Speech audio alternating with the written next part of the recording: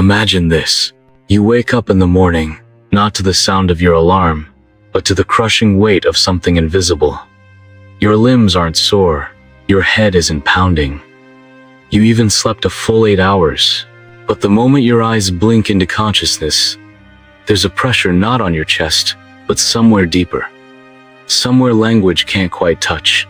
You sit up, drag your body to the edge of the bed, and pause. Not because you're tired, but because something inside you has forgotten how to move. And yet, you go through the motions, brush your teeth, shower, stare at your reflection a few seconds longer than you should, not because you're admiring yourself, but because you're searching for some faint flicker of aliveness in your own eyes. You don't find it. So, you put on your mask, a smile, a few practiced phrases, a robotic tone of "I'm fine," and step into the day like a soldier sent back into a war with no name. No one notices. No one ever does. Because from the outside, you're functioning. You answer emails. You nod in meetings. You laugh when someone tells a joke. You even text your friends back with emojis that look like joy. But inside, there's an ever-widening gulf, a sense that you're falling through the hours, and no one sees the descent. You're not tired. That's the strangest part. Your body has energy. Your eyes don't droop. You don't yawn uncontrollably. But something deeper, something more essential is weary, beyond repair. And the world keeps telling you to sleep more, take supplements, meditate, as if this were a problem of biology. As if a lavender-scented candle could patch the abyss within your soul. What if it's not fatigue at all? What if your exhaustion isn't physical, but existential? What if you're not tired, you're emotionally drained? That phrase sounds so deceptively simple. Emotionally drained. Like a low battery that needs recharging. But what if the truth is far more disorienting? What if the very framework by which you interpret energy and rest has been corrupted? What if what you call fatigue is really the slow erosion of your soul by 1,000 invisible cuts? Maybe it's not your schedule that's overbooked. Maybe it's your heart that's overcrowded. With expectations, with unspoken grief, with unresolved trauma, with masks you wear so often. You've forgotten who you were without them. Think about it. You answer texts you don't care about. You smile through conversations that feel like sandpaper. You say yes when everything inside you screams no. You scroll through curated lives online while silently mourning your own. You bury emotions in productivity. You replace introspection with busyness. You keep moving because stopping would mean facing something terrifying. The possibility that you've built a life that looks fine on paper but feels hollow in your bones. Is it really rest you need, or relief? Relief from the performance. Relief from the endless managing of impressions, expectations, and disappointments. Relief from the scream you've silenced so well, even you can barely hear it anymore. Where does this come from? This silent epidemic of emotional depletion masked as fatigue. Why do so many people lie awake at night? Not because they're caffeinated or insomniac, but because they're haunted by a version of themselves they can't quite reach anymore. How did we get here? When did the soul become an afterthought? In a world obsessed with metric step counts, screen time, productivity charts, who measures the weight of unspoken sorrow? Who calculates the loss of dreams quietly buried under the soil of being realistic? Who tracks how often we abandon ourselves to belong to places, people, and paths that never truly saw us? Maybe the truth is this. You're not tired of doing. You're tired of pretending. Pretending to be okay. Pretending to have it all figured out. Pretending that the applause of others fills the hollowness inside. Pretending that your coping mechanisms are character traits. Pretending that noise is connection. That busy is purpose. That numbness is peace. So you walk through each day like a ghost with unfinished business. Not quite dead. Not fully alive. Trapped in the limbo of emotional depletion. But what if this isn't the end? What if this weight, this suffocating heaviness you've mistaken for fatigue, is a message? What if your soul is trying to get your attention, not through panic or pain, but through this quiet erosion of energy? What if this isn't burnout from activity, but a spiritual exile, the cost of being a stranger to yourself for too long? You're not tired. You're being summoned to remember, to feel, to unnumb. But first, you have to see what's really happening beneath the surface. Because what's draining you isn't just life. It's the lie you've been taught about what life is supposed to be, and that's where we begin. There is a quiet tragedy unfolding within you, one that doesn't scream, but instead whispers through clenched jaws and half smiles.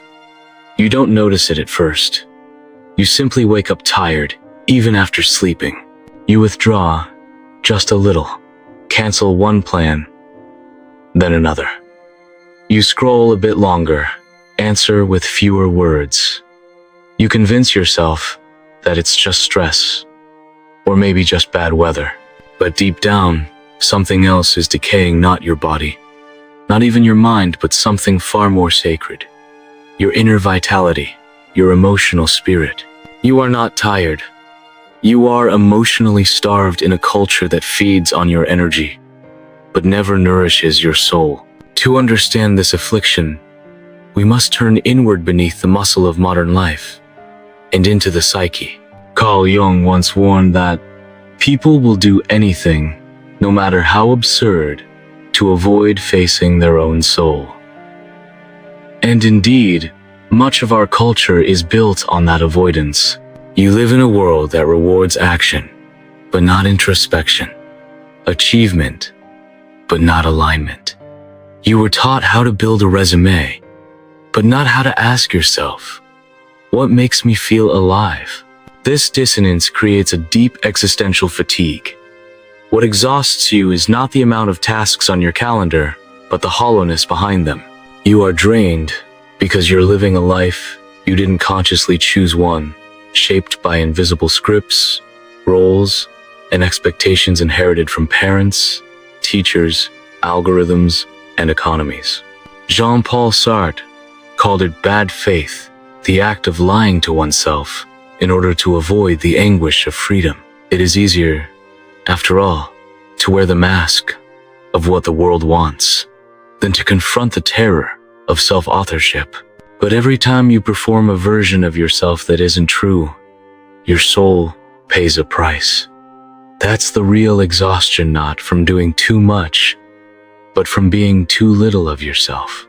Consider the philosophy of Arthur Schopenhauer, who argued that human desire is an endless striving, never satisfied, always hungering.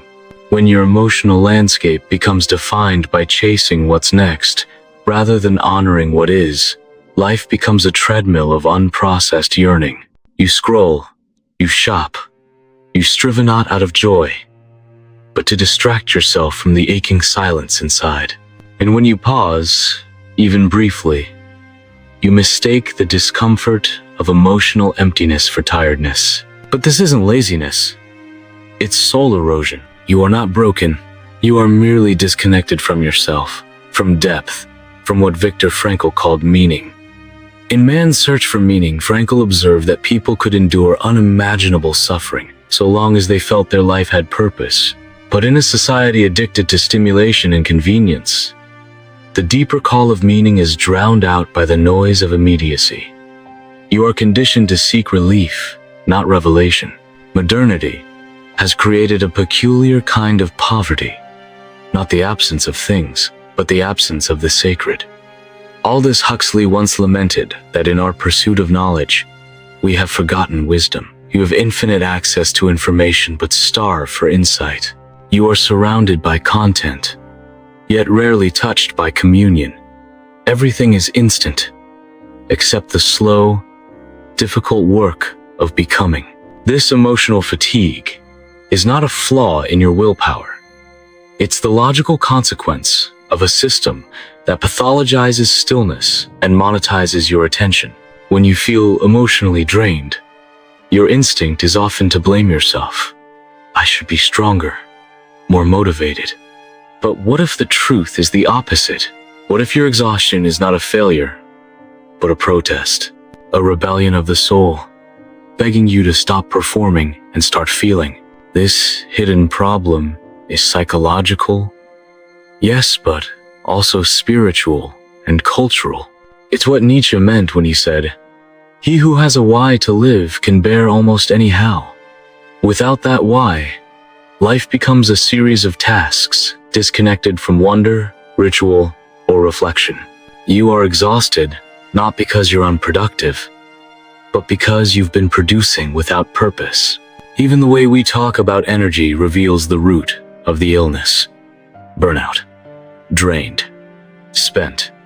These are the words of currency. We speak of time and energy as though they are resources to be spent or wasted commodities rather than sacred rhythms. The capitalist psyche does not distinguish between your to-do list and your inner world. It only asks, are you producing? Are you efficient? But the soul was never meant to be efficient.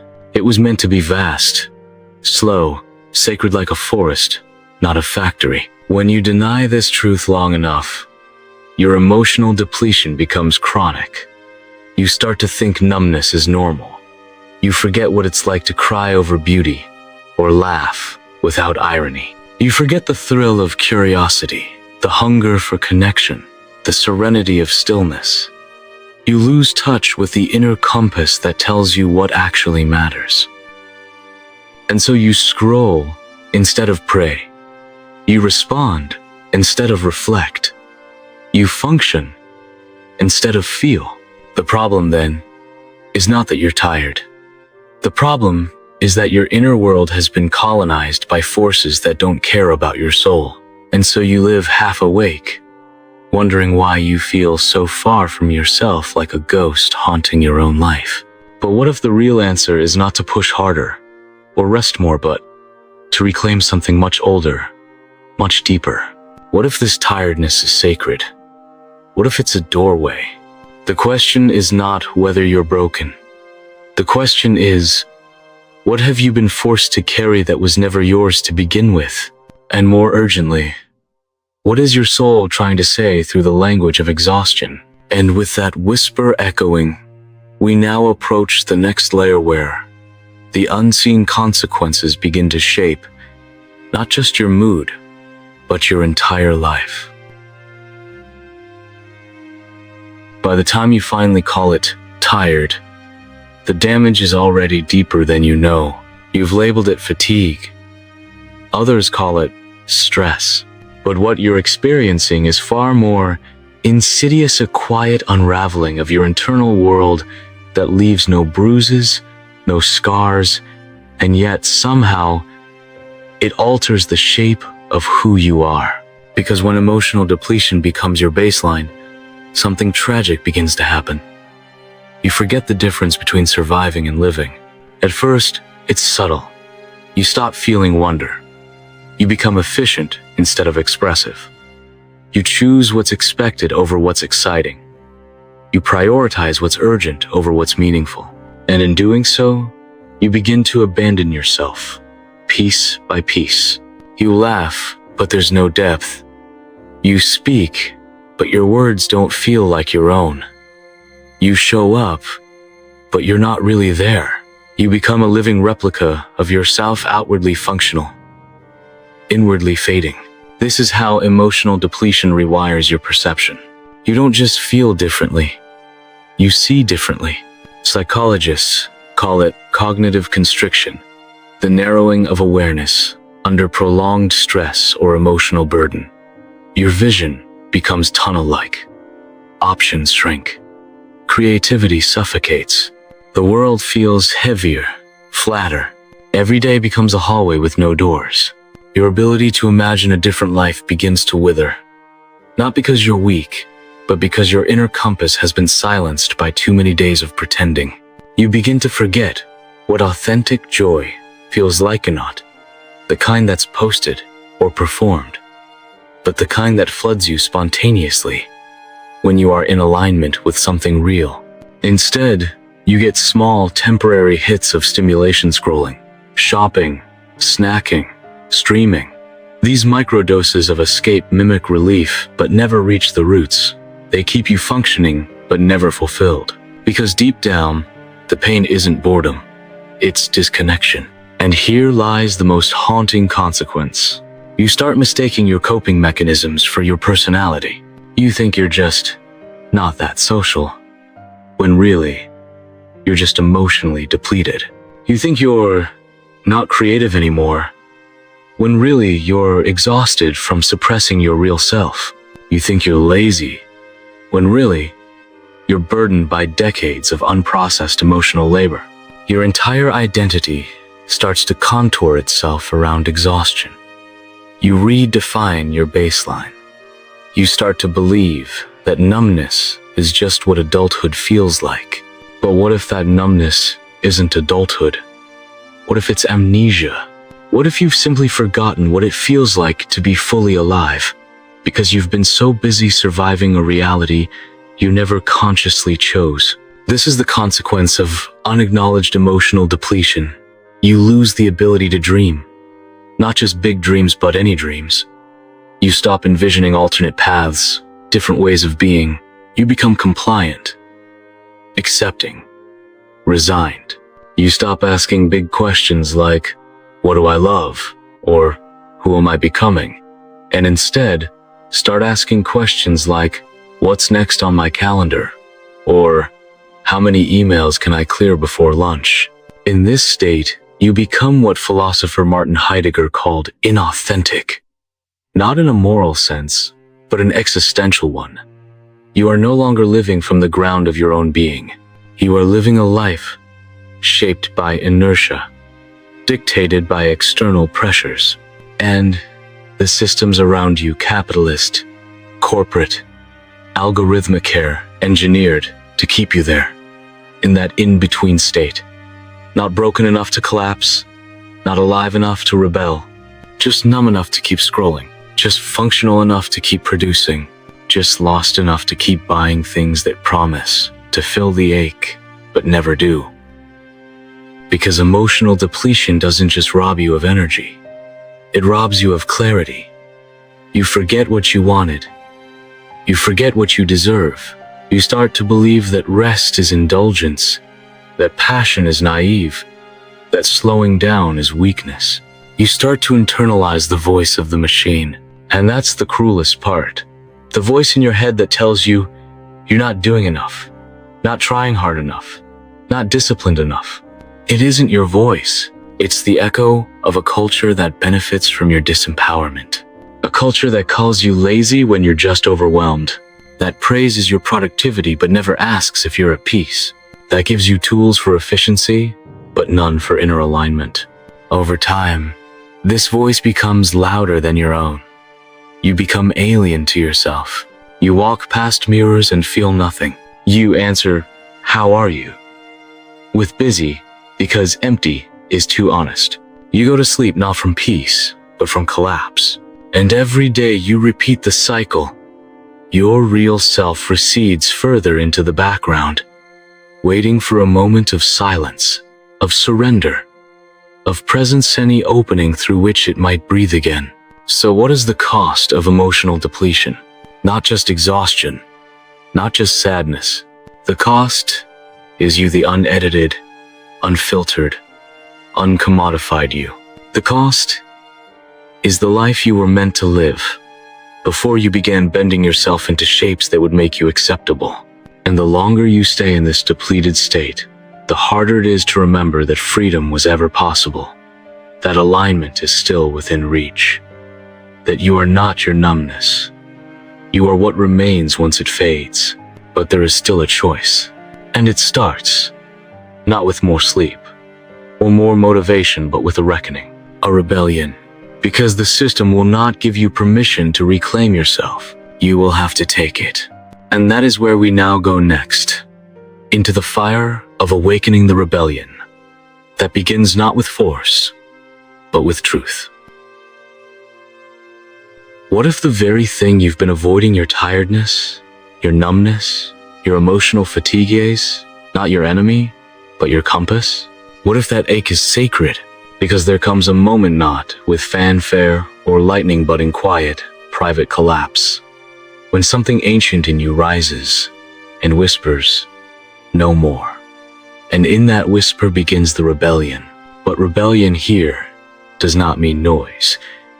It does not mean throwing fire into the streets or breaking your phone in symbolic defiance. No. This rebellion is more radical. It is the quiet act of remembering who you were before the world told you who to be. It is the refusal to measure your worth by output. It is the courage to be inefficient in a world obsessed with speed. It is the audacity to feel again fully, deeply, inconveniently. The first step of this rebellion is not action. It is awareness. You must begin by seeing the systems that shaped you, seeing the roles you were taught to perform, seeing how you've internalized a voice that was never yours. You cannot reclaim what you do not recognize has been stolen. So begin here. When you feel exhausted, ask not, "What have I failed to do?" Ask instead, "What part of me have I silenced today to survive?" This question alone begins to break the spell. You are no longer blaming yourself for burnout. You are beginning to trace it back to its source. And then comes the hardest part, not detoxing from screens, or waking up at dawn, or journaling with perfect penmanship. No, the hardest part is this: sitting still and feeling what you've avoided. Because beneath the exhaustion lives grief. Grief for the self you've abandoned. Grief for the joy you postponed. Grief for the truths you swallowed so others would not choke. This is sacred mourning, and it is the doorway to your freedom. The rebellion is to make space for it, not fix it, not rush it, but witness it. Because once you feel what's real, you begin to heal what's hidden. You will be tempted to look for shortcuts, for the next podcast, the next method, the next dopamine hack. But these are still part of the trap, still chasing instead of becoming. The real shift comes when you ask, "What parts of myself have I exiled for the sake of being acceptable?" And then radically, you begin to bring them home. Bring home your slowness. Bring home your softness. Bring home your hunger for wonder, for silence, for meaning. This is rebellion in its purest form, reintegrating what society has deemed useless. And as you do, something astonishing begins to happen. You start to notice beauty again. You hear the wind and realize it has a rhythm. You watch a stranger, laugh, and feel a tug of connection. You look at your own face and do not flinch. The world, once gray and utilitarian, begins to shimmer, because this is what happens when you return to yourself. Your senses awaken, and with them, your sense of the sacred. You start making different choices, not because of discipline, but because of devotion. You speak more slowly. You pause before saying yes. You walk instead of scroll. You create for the joy of it, not for validation. And with each act of alignment, you reclaim a piece of your soul. But beware, the world will not applaud this. It will call you lazy, irresponsible, self-indulgent. It will try to re-invite you into the trance of urgency, because your awakening is inconvenient to a system that profits from your disconnection. This is where many turn back. But you won't, because now you've seen it. You've seen that being emotionally drained wasn't weakness. It was a sign. You've seen that what they called procrastination was really your soul resisting a life that made no sense. You've seen that your tears were not breakdowns. They were breakthroughs. You've seen that rest is not escape, it's resistance. From here, you begin to live differently. You begin to ask each morning not, "What must I do?" but "Who must I be to feel alive?" You begin to seek not success, but resonance. You begin to gather with others not to perform, but to connect, to speak the language of truth again, to remind each other that rebellion does not always look like fire. Sometimes it looks like breath. Sometimes it looks like sitting in a room and refusing to lie to yourself for even one more minute. And slowly, you become the person you were before exhaustion buried you. Not perfect, not always peaceful, but awake, alive, aligned. This is the power they never taught you about. That choosing your own aliveness in a world that prefers your sedation is a revolutionary act. You are not just breaking free from tiredness. You are breaking free from a culture that mistook obedience for peace. And now that you've started to see, you cannot go back. But there is still one more truth-owned final, thunderous realization waiting to unfold. And when it arrives, it will not just change how you feel, it will change what you are. And so we walk forward into the final layer, the ultimate revelation that reframes everything you thought you knew. It doesn't happen like you expect, not with clarity falling from the sky or some trumpet of divine revelation, no blinding light, no sudden energy surge. In fact, it comes in silence so quiet it almost escapes you. You are sitting alone. Maybe it's morning. Maybe the clock reads 3:47 a.m. Again. The world outside continues its relentless forward motion, but something within you has stopped, not broken past.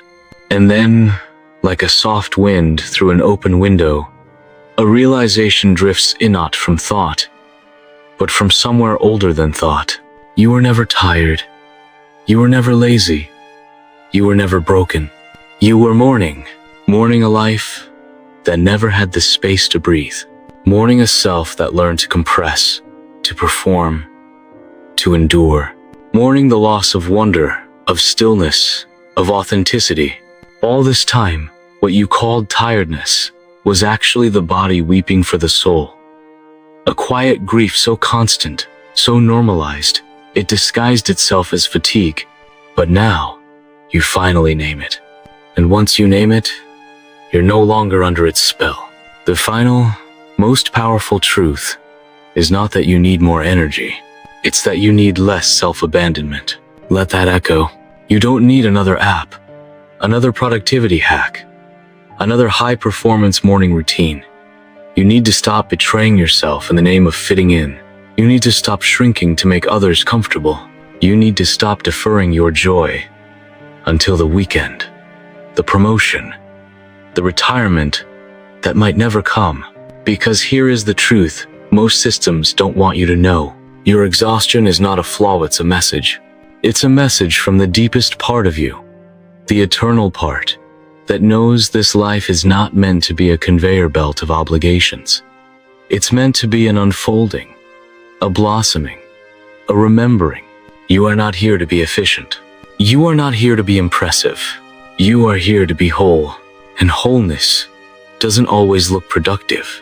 Sometimes it looks like slowing down when the world speeds up. Sometimes it looks like grieving the time you lost to pretending. Sometimes it looks like resting not because you earned it, but because you exist. And that's the truth that breaks the spell.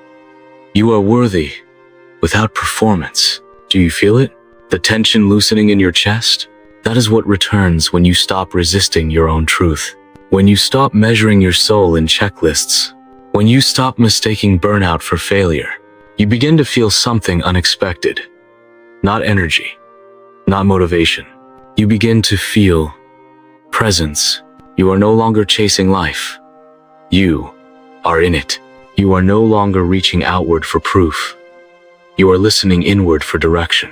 You are no longer exhausted because you are no longer abandoning yourself. And from this presence emerges the final shift, not a concept, but a reality you begin to live.